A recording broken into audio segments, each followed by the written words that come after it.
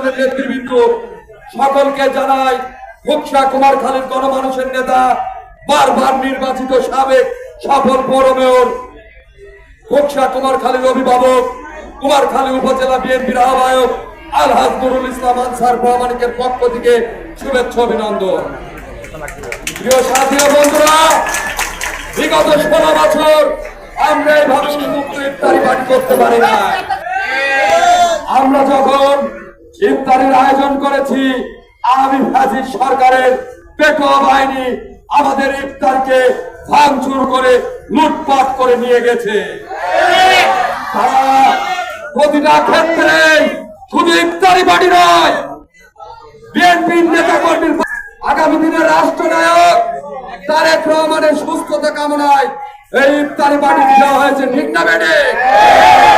কিন্তু আপনারা জানেন ওই ফ্যাসিস্ট সরকার আমাদের নেত্রীকে 16 বছর তিলে তিলে হত্যা করেছে।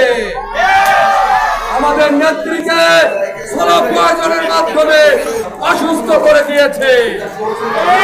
আমাদের নেতা আগামী দিনের রাষ্ট্রনায়ক তারেক রহমানের উপর মানসিক ভাবে শারীরিক ভাবে নির্যাতন করেছে। কিন্তু তারা জানে না উপরে আল্লাহ বলে একজন আছে, রাতে আল্লাহ মারেকে। কিন্তু আমাদের আরেকজন ভাইয়া শহীদ রাষ্ট্রপতি জিয়াউর রহমানের কনিষ্ঠ পুত্র আরাফাত রহমান কোকো ভাইকে তারা নির্মম নির্যাতন করে হত্যা করেছে। আমি আপনাদেরকে কথা দিয়ে যাচ্ছি, আমাদের বাংলাদেশ জাতীয়তাবাদী দল যদি রাষ্ট্র ক্ষমতায় আছে, ইনশাআল্লাহ এই হত্যার বিচার হবে।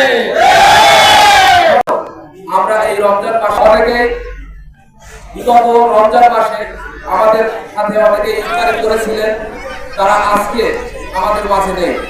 আমরা তাদের আত্মার মাগফিরাত কামনা করি এবং সেই সাথে জুলাই আগস্ট সেই দোয়া করি। আমরা যারা বাংলাদেশ জাতীয়তাবাদী শক্তিতে বিশ্বাস করি, আমরা যারা বিগত 17 বছর আওয়ামী ফ্যাসিস্ট সরকারের আমলে আন্দোলন সংগ্রামে অনেক ত্যাগ, অনেক অত্যাচার সহ্য করেছি, যে জুলুম খেটেছি, আমরা আগামীতেও যেন আমরা ঐক্যবদ্ধভাবে একসাথে কাঁধে কাঁধ মিলিয়ে কাজ করতে পারি।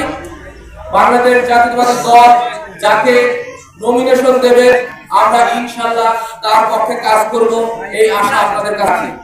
জাতীয়তাবাদী শক্তি আদর্শে বিশ্বাসী, শহীদ প্রেসিডেন্ট জিয়াউর রহমানের আদর্শে রাজনীতি করি, ম্যাডাম জিয়ার নেতৃত্ব মেনে রাজনীতি করি, তারুণ্যের অহংকার তারেক রহমানের নেতৃত্ব মেনে রাজনীতি করি।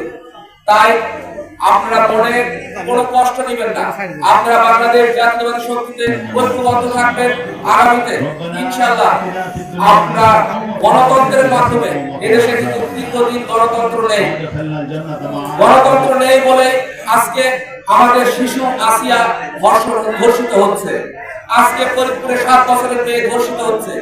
আজকে এদেশে যদি ভোটের মাধ্যমে গণতন্ত্র ফিরে আসতো, তাহলে দেশের আইন শৃঙ্খলা ভালো থাকতো এবং এদেশে কোনো চাঁদাবাজি, লুণ্ঠন, ধর্ষণ হতো না।